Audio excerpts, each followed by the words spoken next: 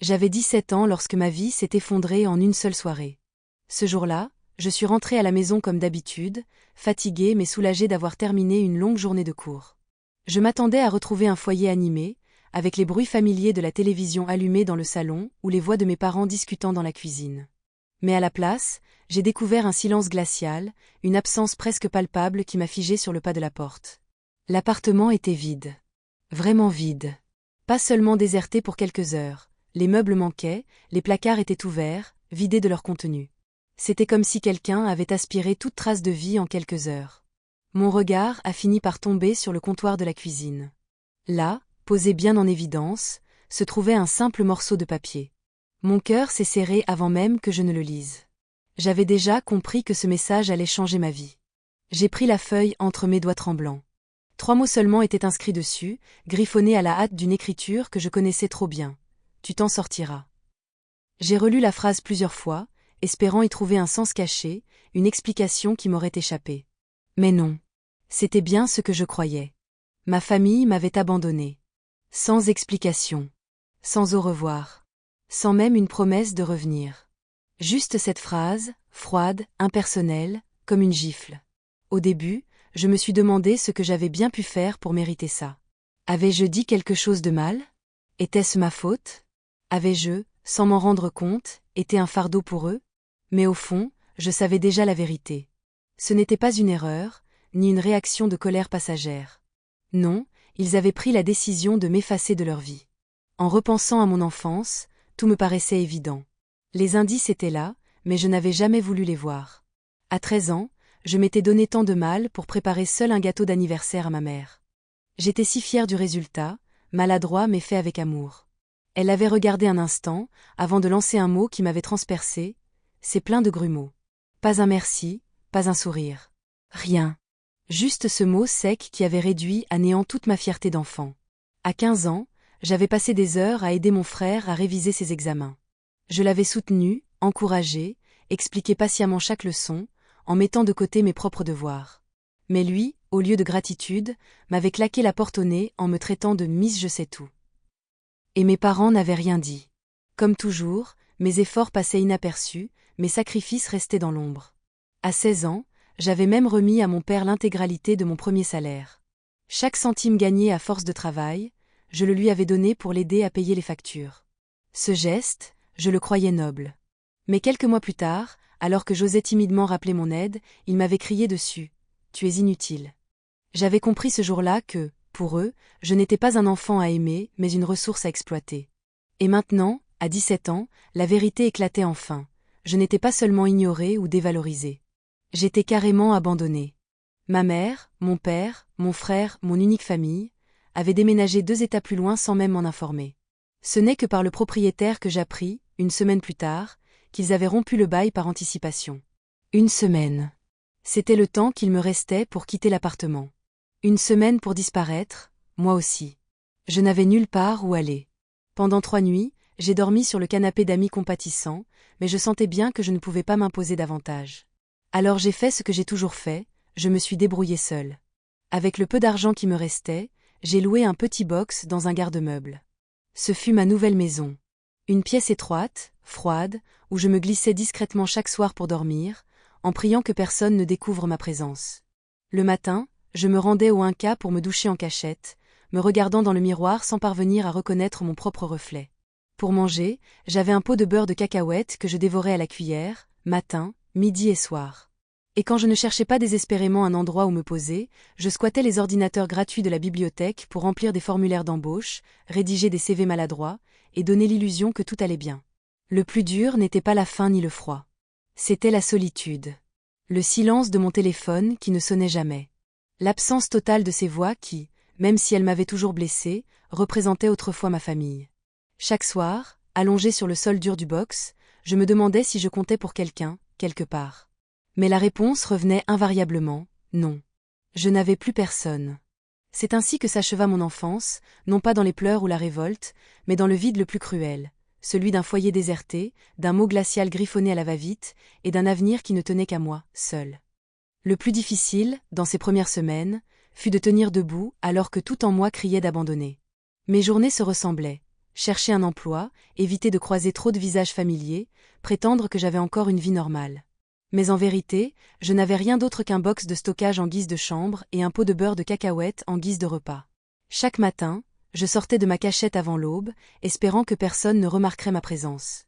Je traînais mes affaires dans un sac à dos usé et me rendais au Inca.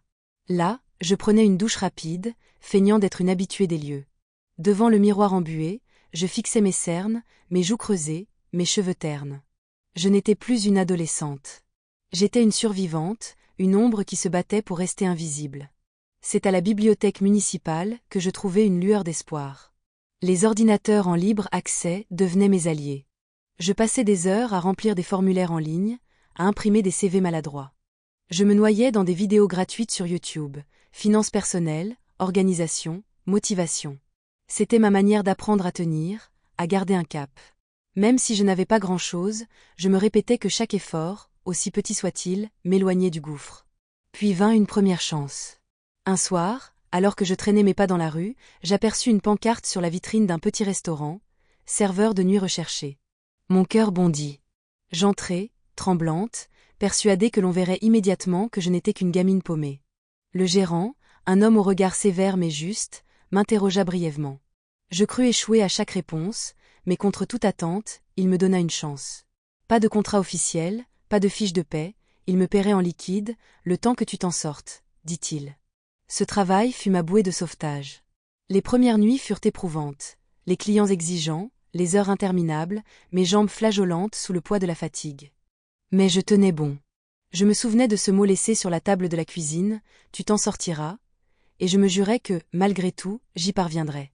Le gérant lui-même me surprit parfois à m'assoupir dans la salle de repos. Plutôt que de me congédier, il me laissa dormir 1 heure, me tendit un café brûlant et me dit simplement « Reprends-toi ». À mesure que les semaines passaient, je commençais à épargner. Chaque billet gagné était plié soigneusement et rangé. Je gardais tous les reçus, comme pour me prouver que j'étais capable de gérer ma vie. Peu à peu, je pus m'acheter un vieux téléphone prépayé, puis quelques vêtements décents. C'était dérisoire, mais pour moi, c'était le signe que je pouvais reconstruire. La première année fut une lutte constante. Souvent, je me retrouvais au bord de l'épuisement, incapable de voir au-delà du lendemain. Mais je refusais de sombrer. La douleur de l'abandon me donnait une rage sourde, une détermination que je n'aurais jamais soupçonnée. J'avais perdu une famille, mais je refusais de perdre ma dignité. Puis, un jour, le destin me tendit une nouvelle main. L'un des clients réguliers du restaurant, un homme d'affaires discret, m'observait depuis quelque temps. Après plusieurs soirs à discuter brièvement, il me proposa un petit boulot temporaire, trier des archives dans ses bureaux. Rien de compliqué, mais le salaire était triple de ce que je gagnais au restaurant. J'acceptai sans hésiter. Ce qui ne devait être qu'une mission ponctuelle ouvrit une porte inattendue. Mon sérieux et ma ponctualité firent leur effet. On me rappela pour un autre contrat, puis un autre encore. À chaque tâche, j'apprenais davantage, je posais des questions, j'écoutais, je notais. Et bientôt, je ne fus plus seulement une serveuse de nuit, mais une travailleuse indépendante qui se faisait remarquer par sa détermination. À 22 ans, je pouvais enfin respirer. Je vivais encore modestement, mais j'étais autonome, libre. J'avais cessé d'être la gamine abandonnée pour devenir une adulte qui choisissait son propre chemin. Et pourtant, même au milieu de ces petites victoires, une ombre planait. Car derrière chaque réussite, il y avait une blessure ouverte. Celle de n'avoir jamais été aimée, celle d'avoir été jugée suffisamment forte pour être jetée dans le vide. Et cette cicatrice-là, aucune somme d'argent ne pouvait la refermer. À 22 ans, je n'étais plus la fille perdue qui se cachait dans un box de stockage. J'étais devenue une jeune adulte qui se battait pour avancer, malgré les cicatrices invisibles laissées par son passé. Chaque petit emploi accepté, chaque tâche accomplie avec sérieux, me prouvait que je pouvais tracer ma propre route. Mais c'est à 25 ans que ma vie prit un véritable tournant. Après avoir enchaîné les missions de nettoyage, de classement et d'assistance, j'osais franchir une étape que je n'aurais jamais imaginée quelques années plus tôt, créer ma propre entreprise de conseil. C'était modeste, bancal même. Mon bureau n'était rien d'autre qu'une petite table pliante, et mon ordinateur un vieux modèle prêté par un ancien collègue. Pourtant, pour la première fois de ma vie, j'avais l'impression de bâtir quelque chose qui m'appartenait vraiment. Les débuts furent chaotiques. Je doutais sans cesse. Je craignais de ne pas être à la hauteur, de me tromper, d'échouer. Mais chaque contrat validé, chaque client satisfait, me donnait un souffle nouveau. Peu à peu, le bouche à oreille fit son travail. Les petites missions devinrent plus sérieuses, les clients plus prestigieux. Et à 27 ans, je dirigeais déjà une équipe de 5 contractuels, avec un bureau que je pouvais appeler le mien. Je me revois encore ce jour-là, assise devant mon ordinateur, fixant l'écran de mon application bancaire. Quand j'ai vu le chiffre à 7 zéros s'afficher, mes mains se sont mises à trembler. Je suis restée pétrifiée de longues minutes avant de fondre en larmes. Pas des larmes de tristesse, ni même de colère, mais un mélange de soulagement et d'incrédulité. J'étais devenue millionnaire. Pas une millionnaire d'Instagram, pas une illusion créée pour les réseaux sociaux. Non, une vraie. Avec un compte épargne solide, un appartement payé, aucune dette, et même une assurance santé que je pouvais enfin me permettre. À cet instant précis, je me suis juré que plus jamais je ne laisserais quiconque me faire croire que j'étais inutile. J'avais prouvé, à moi-même et au monde, que j'étais capable de survivre, de grandir, de m'élever sans le soutien d'aucune famille. Pourtant, même au sommet de cette réussite inattendue, une douleur sourde persistait. Car, durant toutes ces années de combat, aucune nouvelle n'était venue de ceux qui m'avaient laissé tomber. Pas un appel, pas un message, pas même un signe d'existence. Parfois, je tombais par hasard sur une suggestion d'amis sur les réseaux sociaux. Le visage de mon frère apparaissait, plus âgé, entouré de sa femme et de ses enfants. J'avais longuement contemplé cette photo, me demandant s'il avait seulement évoqué mon existence auprès de sa famille. Peut-être racontait-il que j'avais fui, ou peut-être ne disait-il rien du tout, comme si je n'avais jamais existé. Cette pensée me hantait. Car si la haine aurait pu m'aider à tourner la page, ce n'était pas de la haine que je ressentais. C'était bien pire, une infinie tristesse. Pour ne pas me laisser engloutir par ces souvenirs, j'avais entrepris un travail intérieur. Je voyais une thérapeute, Mélissa, qui m'aidait à mettre des mots sur mes blessures. Ensemble, nous faisions la liste des personnes qui, au fil des années, m'avaient tendu la main sans rien attendre en retour. Un collègue bienveillant, une camarade de classe compatissante, ce gérant de restaurant qui m'avait laissé dormir dans la salle de repos. Ces fragments d'humanité avaient été mes bouées de sauvetage. Puis, un jour, tout bascula de nouveau. J'avais accepté de participer à un podcast pour parler de mon parcours, de l'abandon familial, de la reconstruction. Ce qui devait être une simple interview se transforma en phénomène. En 4 jours à peine, l'épisode franchit le cap du million d'écoutes. Mon téléphone se remplit de messages. Des inconnus qui me remerciaient d'avoir mis des mots sur leur douleur, d'avoir brisé un silence qu'eux-mêmes n'osaient pas rompre. Je lisais ces courriels avec une émotion mêlée de fierté et d'effroi. Je n'étais plus seule dans mon combat. Mais je n'étais pas non plus préparée à ce qui allait suivre. Car au milieu de cette vague de soutien, 2 messages se détachaient des autres. 2 noms que je n'avais pas lus depuis plus de 12 ans. Le premier venait de ma mère. L'objet du mail m'avait glacé, « Tu es toujours notre fille ». Le corps du message, lui, ne contenait ni excuses ni regrets. Juste quelques lignes froides, presque cliniques, expliquant qu'elle avait entendu mon témoignage, qu'elle souhaitait discuter de ce qui s'était passé, comme si l'abandon n'avait été qu'un malentendu. Le second provenait de mon frère. Quelques mots, simples mais lourds de sens, « Tu nous manques. On peut réparer ça ?» Je me suis figée devant l'écran, incapable de respirer. 12 années de silence. 12 années de solitude. Et soudain, ces voix du passé revenaient frapper à ma porte virtuelle, comme si de rien n'était. Je ne répondis pas tout de suite. J'avais besoin de temps. De réfléchir. De comprendre ce que je voulais vraiment. Et, plus que tout, de décider si rouvrir cette porte ne risquait pas de me briser une seconde fois. Je restai plusieurs jours à relire ces 2 messages sans parvenir à prendre une décision. J'ouvrais ma boîte mail, lisais, refermais, puis recommençais, comme si chaque relecture pouvait m'apporter une réponse différente. Mais rien ne changeait. Ma mère n'avait exprimé ni remords ni compassion, seulement une phrase impersonnelle qui sonnait comme une formalité. Mon frère, lui, avait écrit moins, mais ses mots semblaient plus sincères. Et pourtant, je ne pouvais m'empêcher de douter. Pourquoi maintenant ? Pourquoi après 12 longues années de silence ? Mélissa, ma thérapeute, fut la première à qui j'en parlais. Je lui montrai les mets, incapable de cacher mes tremblements. Elle m'écouta attentivement, puis me dit « Tu n'as aucune obligation de répondre. Accorde-toi au moins une semaine pour réfléchir. Laisse les émotions se poser avant de prendre une décision. » Je suivis son conseil. Pendant cette semaine, je me concentrais sur mon travail, je sortis avec des amis, je m'efforçais de mener une vie normale. Mais les mots restaient imprimés dans mon esprit, m'accompagnant partout. La nuit, je me réveillais avec la sensation qu'il m'appelait, qu'il me tirait en arrière, dans ce passé que j'avais tenté d'enterrer. Au 10e jour, je pris une décision.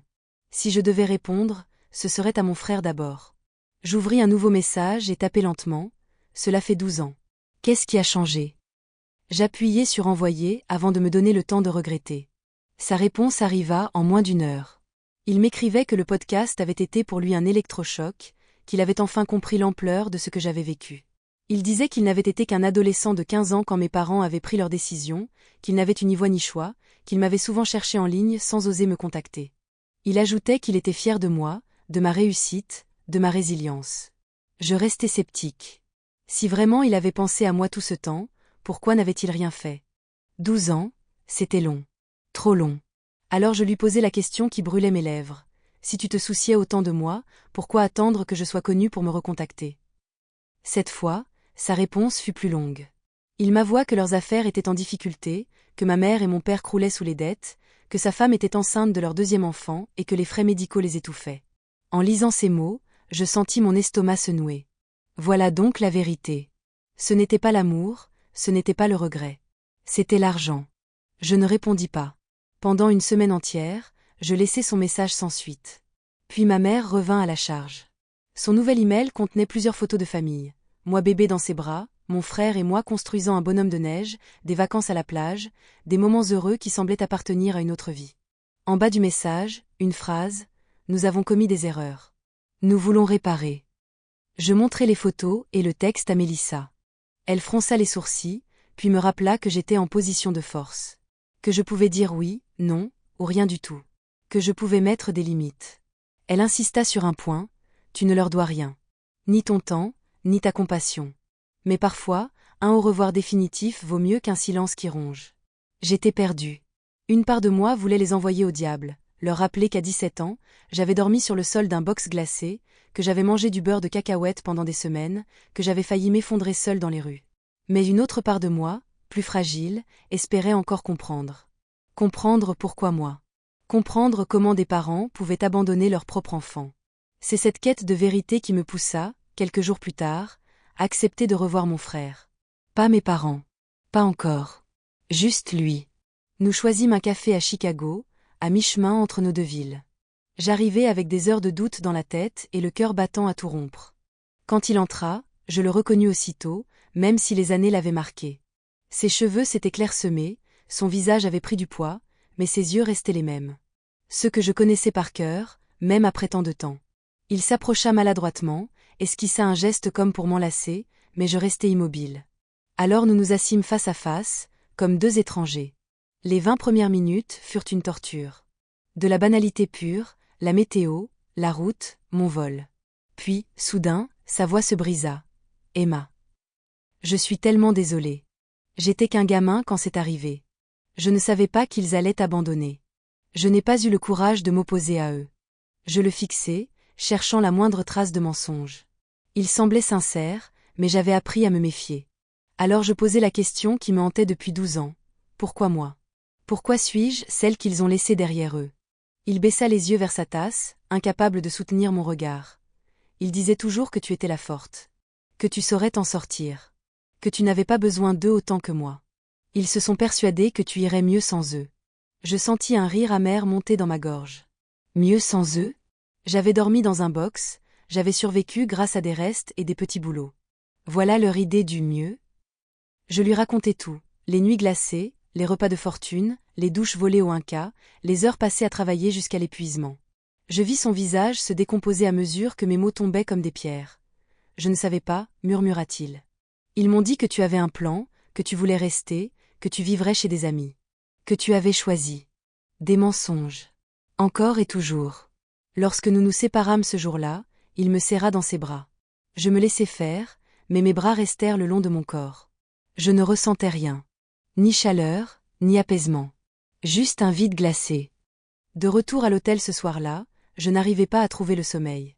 Je tournais et retournais dans le lit, repassant chaque mot de notre rencontre. Mon frère avait paru sincère, ses yeux humides et sa voix brisée par l'émotion. Pourtant, quelque chose me retenait d'y croire totalement. Après tout, il avait eu 12 années pour me chercher, pour m'appeler, pour écrire une simple lettre. Mais il ne l'avait pas fait. Je décidai d'appeler Mélissa. Même si c'était tard, elle décrocha. Je lui racontai notre échange en détail, mes doutes, mes colères, mes hésitations. Après un long silence, elle dit doucement « Emma, ton frère exprime peut-être des remords. Mais n'oublie pas, à 15 ans, il n'était plus un enfant sans défense. Il aurait pu trouver un moyen de te contacter. Peut-être pas tout de suite, mais au cours de toutes ces années, il aurait pu. » Ces mots firent écho à ce que je ressentais déjà. Oui, il avait peut-être été manipulé par nos parents, mais cela ne l'excusait pas entièrement. Il avait choisi de se taire, de fermer les yeux. Et moi, j'avais payé le prix fort. Le lendemain, alors que je reprenais à peine mon souffle, un appel inattendu s'afficha sur mon téléphone. Un numéro inconnu. Je faillis laisser sonner, mais quelque chose m'incita à décrocher. Emma ? C'était ma mère. Je restai muette quelques secondes. Sa voix, que je n'avais pas entendue depuis plus d'une décennie, me traversa comme une lame. Elle parlait d'un ton ému, presque théâtral. Combien elle était fière de moi, combien elle avait toujours su que je réussirais, combien j'étais spéciale. Je laissai couler son flot de paroles sans l'interrompre. Puis, calmement, je posai la même question qu'à mon frère. Pourquoi moi ? Pourquoi m'avoir laissé derrière ?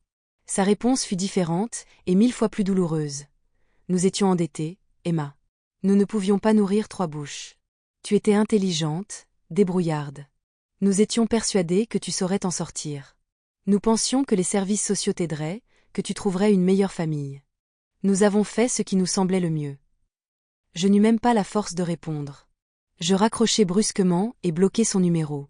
Une rage glacée m'envahit, mêlée à une douleur insupportable. Comment avait-il pu justifier une telle trahison en parlant de faveur ?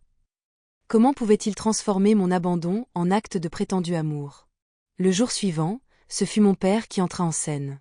Son mail, son premier contact en 12 ans, ne contenait pas une seule excuse. Rien.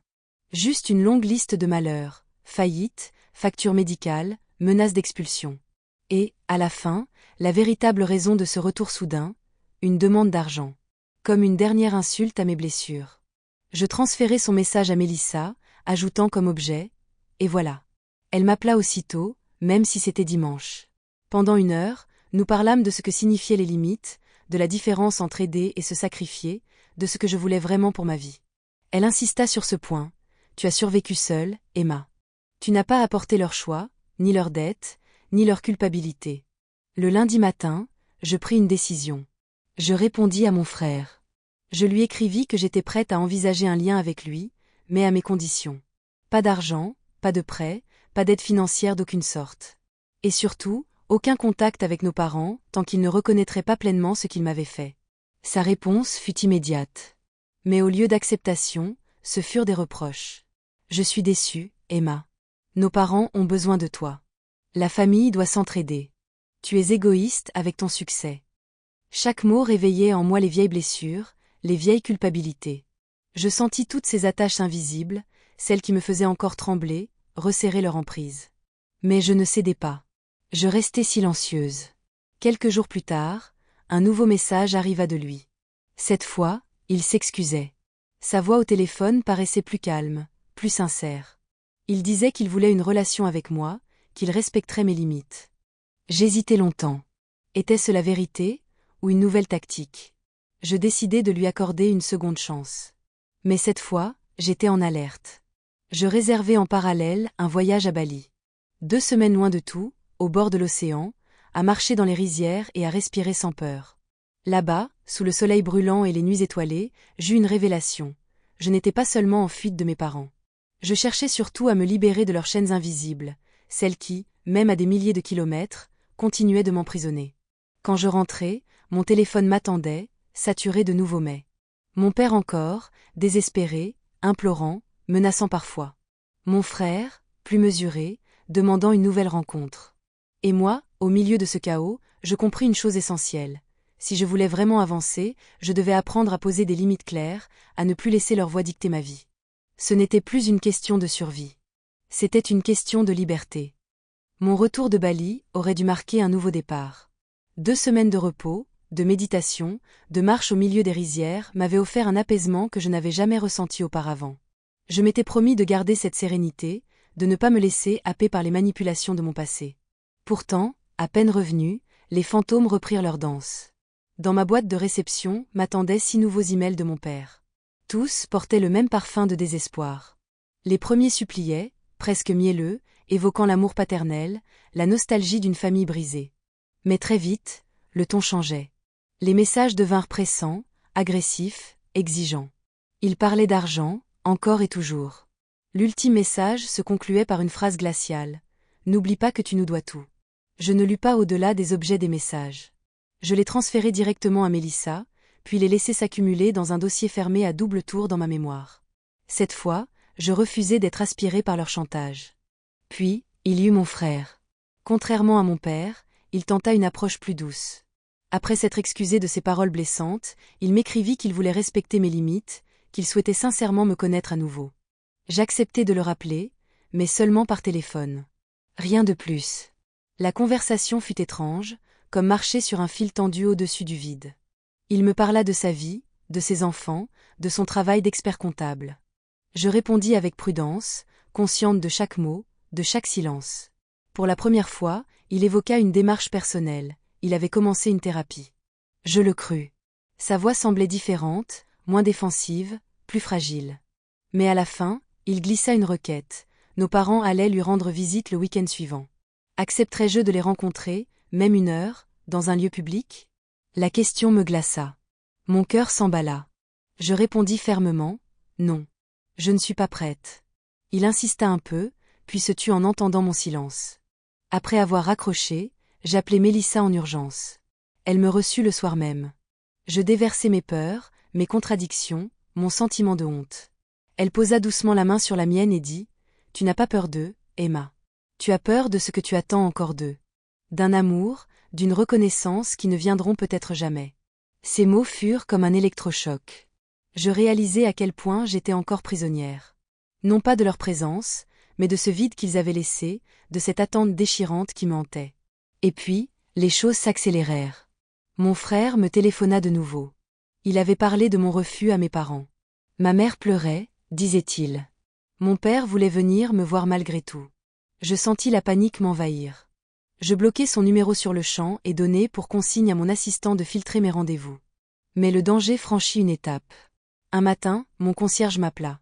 « Mademoiselle, il y a un couple en bas qui demande à vous voir. » Je n'eus pas besoin de demander qui. Mon cœur fit un bond. Je répondis sèchement, « Je n'accepte pas de visiteurs. » Qu'il s'en aille. Quelques minutes plus tard, mon téléphone sonna à nouveau. Numéro inconnu. Je laissai filer, mais la messagerie se déclencha. La voix de mon père résonna. « Emma, nous avons fait 8 heures de route pour toi. Tu te comportes comme une enfant. Tu nous dois une explication. » Je supprimai le message sans hésiter. Mais le lendemain, ce fut pire. Des coups violents résonnèrent contre ma porte. Je me figeai, le souffle court.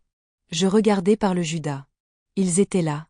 Mes parents, à 2 pas, murmurant mon prénom, me suppliant d'ouvrir. Je me recroquevillai contre le mur, paralysé. Ils restèrent de longues minutes, répétant qu'ils m'aimaient, qu'ils regrettaient, qu'ils voulaient seulement parler. Puis, enfin, ils partirent. Je contactai immédiatement la sécurité de l'immeuble. On me proposa d'appeler la police. J'hésitai. J'avais encore ce réflexe absurde de ne pas vouloir franchir certaines limites, comme si cela revenait à couper définitivement les liens. Mais Mélissa me rappela plus tard que ce qu'ils faisaient n'était pas une tentative de réconciliation. C'était du harcèlement. Leurs intrusions ne s'arrêtèrent pas là. Mon frère, pris au milieu de cette tempête, m'envoya un message furieux. « Comment as-tu pu humilier nos parents? Ils dorment dans un motel minable à cause de toi. Et tu refuses de les aider alors que Jenny a besoin d'une opération. Tu es cruel. » Je n'y répondis pas. Je me protégeai derrière un mur de silence. Mais à l'intérieur, la tempête grondait. J'avais beau savoir que leurs accusations étaient injustes, une part de moi tremblait encore sous le poids de leur emprise. La même part qui, autrefois, s'était tue devant leurs reproches, leurs humiliations. Ce soir-là, je réservai un billet d'avion pour Portland, chez Rachel, mon amie d'enfance. La même qui m'avait hébergée, des années plus tôt, quand je n'avais nulle part où aller. Je savais que je serais en sécurité près d'elle. J'avais besoin d'air. D'un foyer, même temporaire, qui ne soit pas une cage d'ombre. Et au fond de moi, je compris que ce combat n'était plus seulement le mien. Ce n'était plus seulement mon histoire d'abandon. C'était une guerre pour ma liberté, pour ma vérité. Une guerre contre des chaînes invisibles que mes parents avaient forgées depuis mon enfance et que je devais enfin briser. À Portland, Rachel m'accueillit à bras ouverts, comme si les années n'avaient jamais creusé de distance entre nous. Elle avait été l'une des rares personnes à m'offrir un toit lorsque j'avais été abandonnée. La revoir, c'était retrouver une partie de moi-même, un morceau de ce passé brisé qui avait survécu malgré tout. Je passais plusieurs jours chez elle, essayant de me ressourcer. Nous parlions tard dans la nuit, un verre de vin à la main. Je lui racontais tout, sans rien cacher, les mets, les appels, les visites inattendues, les accusations. Son visage se durcissait à mesure que je déroulais le récit. Ils n'ont aucun droit sur toi, Emma. Aucun, dit-elle avec colère. Tu ne leur dois rien. Pas après ce qu'ils t'ont fait. Ces mots étaient simples, mais ils résonnaient comme une vérité que j'avais encore du mal à accepter. Moi qui avais appris à porter des culpabilités qui ne m'appartenaient pas, je découvrais combien il était difficile de déposer ce fardeau. Puis un appel bouleversa de nouveau mon fragile équilibre. Mon frère, la voix brisée, m'annonça que notre mère avait fait un malaise. Une crise cardiaque. Elle était à l'hôpital, en salle d'opération. C'est ta faute, lâcha-t-il en sanglotant. Tu l'as trop stressée. Je raccrochai aussitôt, le cœur serré, incapable de respirer. Pendant une seconde, je crus vraiment être coupable. Mais Mélissa me rappela, encore et encore, tu n'es pas responsable de leur santé, Emma. C'est un piège émotionnel. Je finis par croire ces mots, mais la douleur restait. Les nouvelles arrivèrent ensuite par mon père. Ma mère avait survécu, une opération réussie, un stent posé. Son mail se terminait par cette phrase. Ne crois-tu pas que tu nous as assez punis ? Je restais pétrifié devant l'écran, le souffle court. Chaque mot était un coup de poignard. Et comme si cela ne suffisait pas, mon immeuble devint le théâtre d'un nouvel acte. Le concierge m'appela un matin. Une jeune femme, un enfant dans les bras, demandait à me voir. Elle disait être ma belle-sœur. Mon instinct me criait de refuser, mais je finis par céder. Jenny entra dans mon appartement, les traits tirés, le regard fatigué. Elle déposa sa petite fille endormie sur mon canapé, puis s'assit à ma table. Je voulais venir seule, dit-elle d'une voix basse. Sans drame. Sans mensonge. Ce qu'elle me révéla me coupa le souffle. Elle n'avait appris mon existence qu'il y a 3 ans. Mon frère lui avait toujours dit que j'avais fui, que j'avais rompu les liens volontairement. Mais après avoir écouté mon podcast, elle l'avait confronté. La vérité était sortie peu à peu, jusqu'à ce qu'elle comprenne toute l'horreur. Elle me montra son téléphone. Des publications Facebook de mes parents datant de plusieurs années. Des appels à l'aide, des prières pour retrouver leur fille troublée, qui aurait volé de l'argent avant de disparaître. Ils disaient avoir engagé des détectives, fouillé des foyers, cherché sans relâche. Des mensonges éhontés, publiés pour se faire passer pour des victimes. Ils ont sali ton nom pour se protéger, dit Jenny, honteuse. Moi aussi, j'ai cru à leurs histoires au début. Mais plus maintenant. Ses yeux se remplirent de larmes. Elle m'expliqua qu'elle avait besoin de moi, non pour de l'argent, mais pour établir la vérité, pour que ses enfants connaissent la réalité et n'héritent pas du cycle de mensonges et de manipulations. Quand elle quitta mon appartement, un vide immense m'envahit. Pour la première fois, je n'étais plus seulement la victime. J'étais aussi témoin d'un engrenage plus vaste, d'une toile de mensonges qui avait piégé mon frère et sa famille. La confirmation arriva rapidement. Un nouveau mail de mon père, mais cette fois différent. Fini les suppliques. C'était une menace. Il parlait de diffamation, de procès, de preuves soi-disant en sa possession. Il exigeait que je retire le podcast, que je m'excuse publiquement, que je leur verse une compensation. Je transférai ce mail à mon avocat, Marcus. Sa réponse fut ferme, « Ne t'inquiète pas. Ce sont des menaces vides. La vérité est ta meilleure défense. Ils essaient de t'intimider parce qu'ils savent qu'ils perdent le contrôle. » Quelques jours plus tard, je rencontrai à nouveau Michael et Jenny, cette fois en présence de Marcus. Ce que j'entendis dépassait mes pires craintes. Mes parents n'avaient pas seulement abandonné leur fille. Ils avaient continué à manipuler leur fils adulte, à s'installer chez lui, à vivre à ses dépens, à le tenir par la peur et la culpabilité. Jenny portait encore sur le bras une marque laissée par une dispute violente avec mon père. Je regardais mon frère, incapable de reconnaître dans ses yeux l'adolescent qui m'avait autrefois tourné le dos. Il n'était plus seulement un complice passif, il était aussi une victime, piégée dans le filet qu'ils avaient tissé. Ce jour-là, une chose changea en moi. Je compris que cette guerre ne concernait pas seulement mon passé. Elle concernait aussi mon présent, ma sécurité, et l'avenir de ceux que j'aimais désormais. Ce n'était plus une question de pardonner ou non. C'était une question de survie. Le récit que Michael et Jenny avaient livré à Marcus changea tout. Jusqu'alors, je croyais être la seule à avoir subi l'emprise de mes parents. Mais ce jour-là, je compris qu'ils avaient continué, des années durant, à tisser leur toile de mensonges et de violence autour de mon frère et de sa famille. Jenny raconta que mes parents s'étaient installés plusieurs fois chez eux, prétextant des urgences, réclamant de l'argent pour toutes sortes de raisons. Ils critiquaient leur manière de vivre, de gérer leur foyer, tout en profitant de chaque occasion pour les étouffer financièrement et moralement.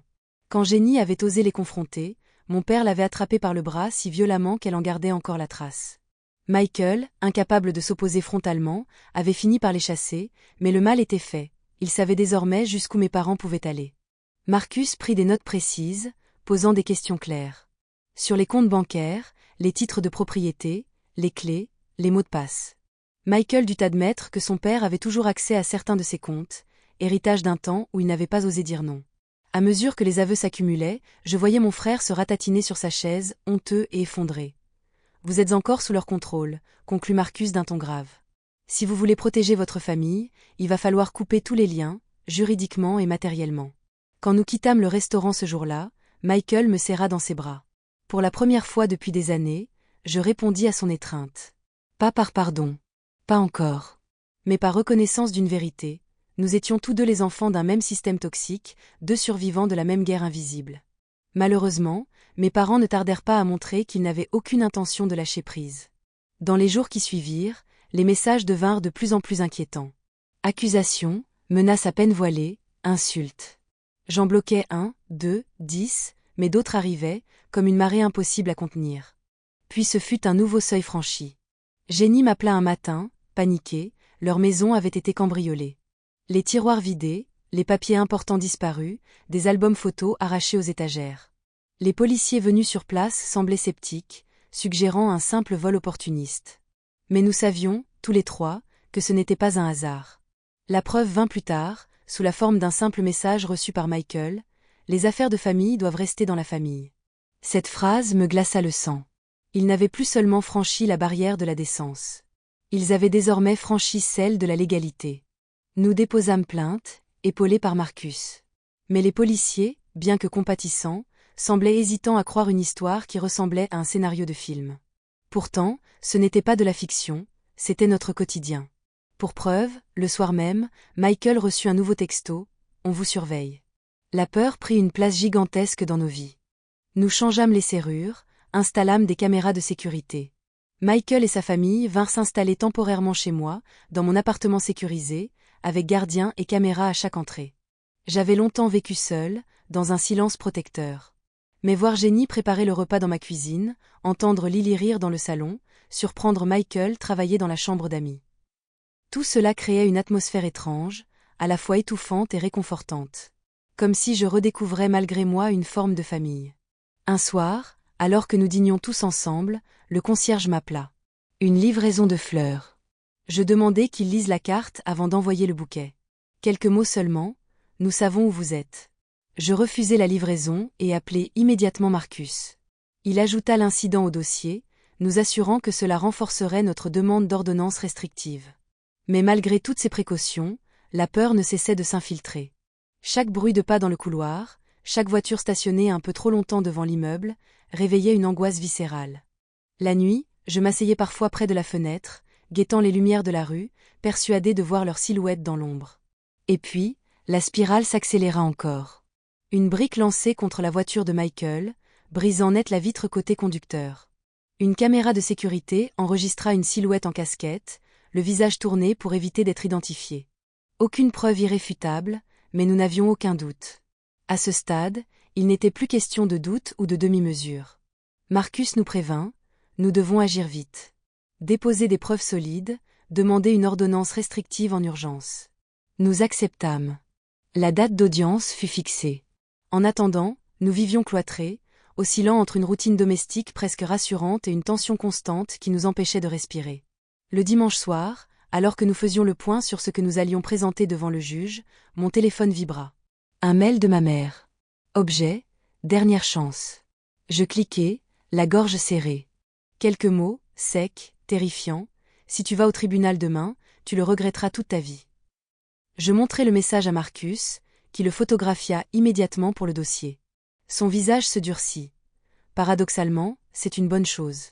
Les juges prennent ce genre de menaces très au sérieux. Mais moi, je ne ressentais aucun soulagement. Seulement un froid glacial qui m'envahit tout entière. J'avais l'impression de retomber dans ce box de stockage, à 17 ans, seule et terrifiée. Sauf que cette fois, je n'étais plus seule. Et c'était peut-être ce qui me permettait encore de tenir debout. Le matin de l'audience, un calme étrange m'envahit. Après des semaines d'angoisse, d'intrusion et de menaces, je me levai avec la sensation d'avoir franchi un seuil invisible. Je n'étais plus la gamine abandonnée, ni la jeune adulte tremblante dans un box de stockage. J'étais une femme qui avait survécu et qui refusait désormais de se laisser écraser. Nous nous préparâmes soigneusement. Jenny avait confié Lily à une amie de confiance, afin de la préserver de cette atmosphère lourde. Michael et moi enfilâmes des vêtements sobres, business casual, comme nous l'avait conseillé Marcus. Pas de provocation, mais une image respectable, crédible. Dans la voiture, personne ne parlait. Chacun se concentrait sur ce qui allait se jouer. Lorsque nous arrivâmes devant le tribunal, je les vis. Mes parents, plantés près de l'entrée, plus vieux, plus frêles qu'autrefois. Ma mère me repéra la première et fit un pas vers moi, mais mon père lui attrapa le bras. Ils nous observèrent passer, muets, leurs regards brûlants d'une colère contenue. Je détournai les yeux, fixant la grande porte en bois qui se dressait devant moi comme une frontière à franchir. À l'intérieur, nous rejoignîmes Marcus, déjà installé avec ses dossiers. Son assurance tranquille fut un réconfort. Le juge est sévère mais juste, nous dit-il. Vous avez des preuves solides. Tenez-vous calme, répondez simplement aux questions. Quand notre affaire fut appelée, mes jambes tremblèrent légèrement, mais je tins bon. Nous nous avançâmes jusqu'à la barre. Marcus exposa les faits avec méthode. Les menaces par email et SMS, les visites forcées, les intrusions, la brique lancée contre la voiture, les photos de surveillance, les témoignages. Chaque élément formait une pièce du puzzle, un tableau accablant. Le juge, un homme aux cheveux blancs et au regard perçant, nous écouta attentivement. À chaque détail, il fronçait légèrement les sourcils, notant sur son carnet. Puis il donna la parole à mes parents. Ils s'avancèrent sans avocat. Mon père prit la parole, d'une voix ferme mais teintée de colère. Il parla de malentendus, de tentatives de réconciliation. Il affirma qu'il ne voulait que renouer les liens familiaux, que jamais il n'avait eu l'intention de nous faire du mal. Ma mère, à ses côtés, ponctuait son discours de hochements de tête et de larmes discrètes. Le juge les interrompit plusieurs fois, leur demandant d'expliquer certains points. L'email de menace ? Une mauvaise tournure de phrase, répondit mon père. Les images de la voiture saccagée ? Une coïncidence. Le cambriolage. Une invention. Mais quand le juge aborda le sujet de mon abandon, le masque se fissura. Avez-vous réellement laissé votre fille de 17 ans seule, sans ressources, en partant vivre dans un autre état ? Demanda-t-il d'une voix froide. Mon père bafouilla, tenta de détourner la question. Il parla de difficultés financières, de choix douloureux. Mais le juge insista, oui ou non. Finalement, dans un murmure à peine audible, il admit, oui. Mais nous pensions qu'elle s'en sortirait. Un silence lourd s'abattit sur la salle. J'avais l'impression que chaque personne présente retenait son souffle. Le juge posa son stylo, le regard dur. Après une courte délibération, il prononça la décision. Les ordonnances restrictives furent accordées, 3 années de protection légale. Interdiction de nous approcher, de nous contacter directement ou indirectement, de chercher à nous atteindre par des tiers. Toute violation entraînerait une arrestation immédiate. En entendant ces mots, un poids invisible se détacha de mes épaules. Ce n'était pas la guérison, ni même la paix. Mais c'était une barrière concrète, une frontière infranchissable. Mes parents, eux, semblaient abasourdis. Ma mère éclata en sanglots. Mon père resta figé, les mâchoires serrées, le regard rivé vers le sol. Quand nous sortîmes de la salle, j'entendis ma mère m'appeler doucement, presque suppliant, « Emma ». Je ne me retournai pas. Dehors, Marcus nous félicita. « Vous avez tenu bon. Vous avez protégé votre espace. C'est une première victoire. » Sur les marches du tribunal, Michael me prit dans ses bras. Cette fois, je répondis pleinement. Ses larmes mouillèrent mon épaule. « Je suis désolée, Emma. Pour tout.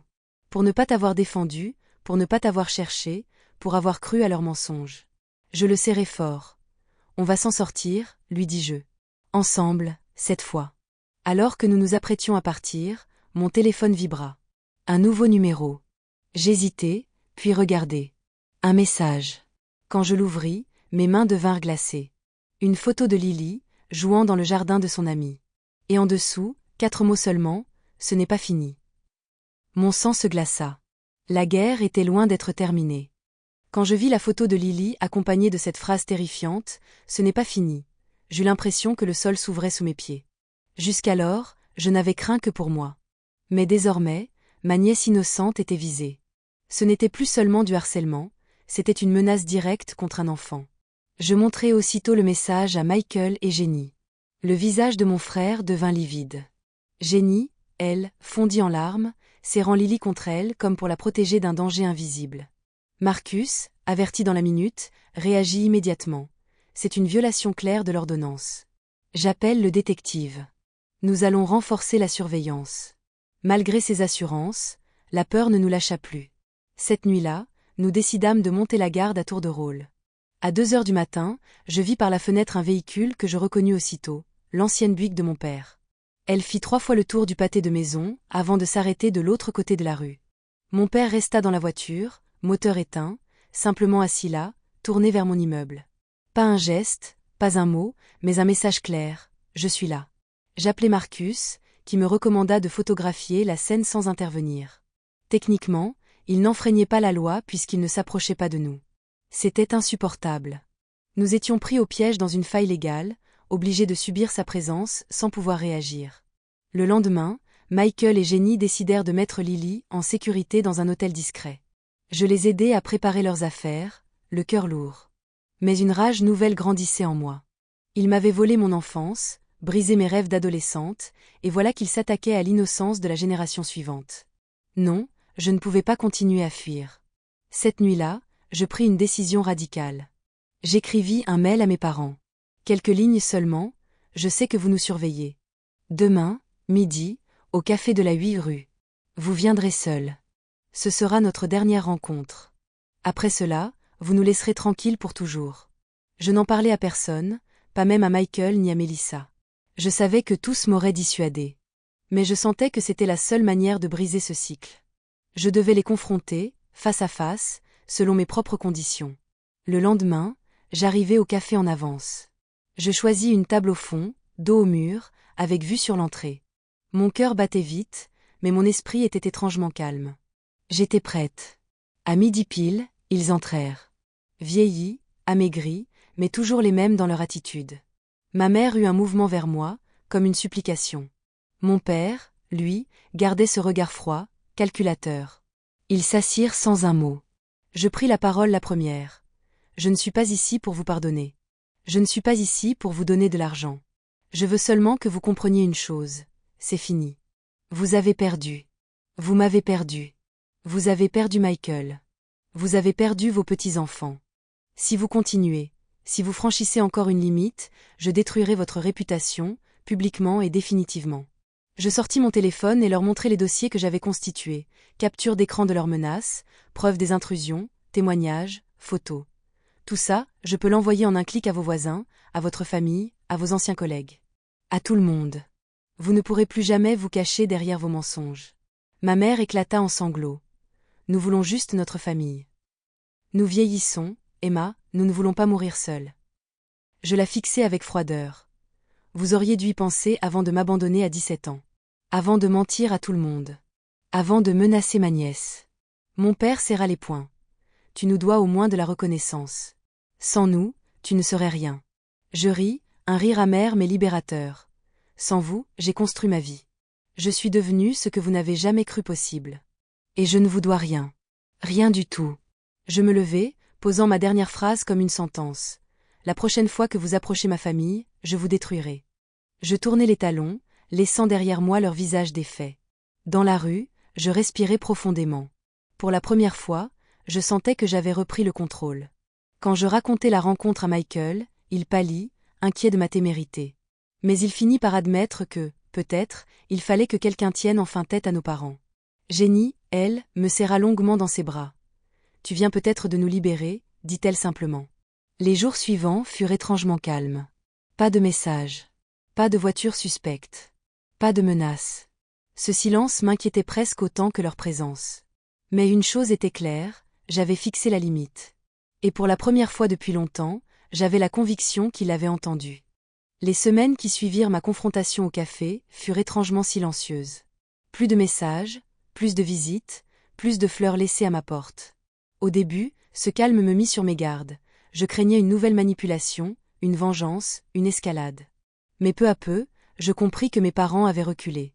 Peut-être avaient-ils enfin saisi que leur emprise sur moi avait pris fin. Marcus confirma que le détective avait retrouvé la trace de leur voiture dans leur état d'origine. Ils étaient rentrés.